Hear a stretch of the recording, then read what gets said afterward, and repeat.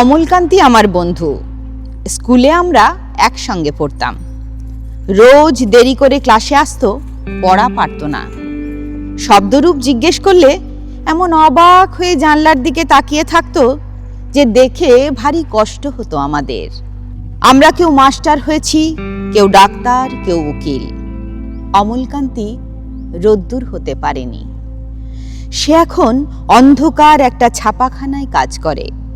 মাঝে মধ্যে আমার সঙ্গে দেখা করতে আসে, চা খায়, এটা ওটা গল্প করে, তারপর বলে, উঠি তাহলে।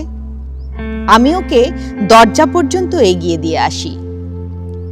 আমাদের মধ্যে যে এখন মাস্টারি করে, অনায়াসে সে ডাক্তার হতে পারত। যে ডাক্তার হতে চেয়েছিল, উকিল হলে তার এমন কিছু ক্ষতি হতো না।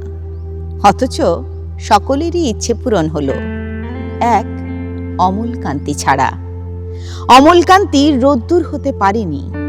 সেই অমলকান্তি রোদ্দুরের কথা ভাবতে ভাবতে ভাবতে ভাবতে সে একদিন রোদ্দুর হতে চেয়েছিল।